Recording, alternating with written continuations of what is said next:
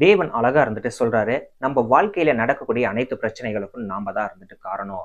So என் வாழ்க்கையில நல்லதே நடக்க மாட்டேங்குது. நான் எத கை வைத்தாலும் அது நஷ்டத்துல தான் இருந்துட்டு போகுது. என் நாளெல்லாம் மோசமா இருந்துட்டு போகுது. எனக்கு மட்டும் நல்லதே நடக்கிறது இல்ல. அப்படின்னு நீங்க புலம்பிட்டு இருக்கீங்களா? உங்களுக்காக தேவன் சொல்லக்கூடிய வார்த்தை தான் இருந்துட்டு இது.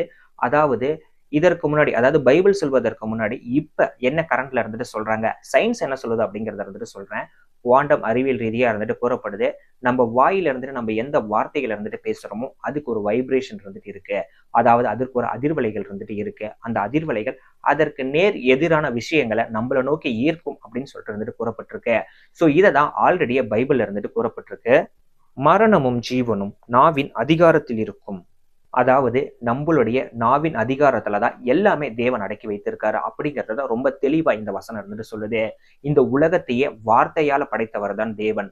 வானம் உண்டாகட்டும், பூமி உண்டாகட்டும் அப்படின்னு சொல்லி ஒவ்வொன்னையும் இருந்தது தன்னுடைய வார்த்தையால ஜீவன் மூலியமா இருந்துட்டு கொடுத்திருந்துட்டு உண்டாக்குனாரு.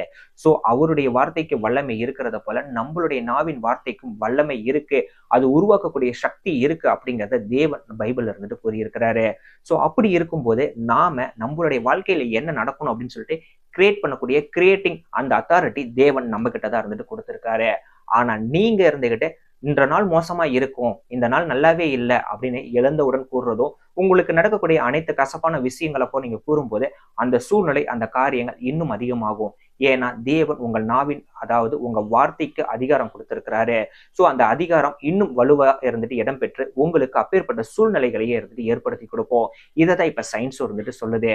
சோ அதுவே நீங்க உங்களுடைய மோசமான சூழ்நிலையாக இருந்தாலும் அந்த சமயத்திலையும் சரி, தினமும் காலை எழுந்த உடனும் சரி, இன்றைய நாள் மிகவும் அற்புதமான நாள். இன்றைய நாள் என் தேவன் எனக்கு கொடுத்த நாள். இந்த நாள் மிகவும் ஆசீர்வாதமாக இருந்துட்டு இருக்க போகுது அப்படின்னு சொல்லி கூறி பழகுங்க.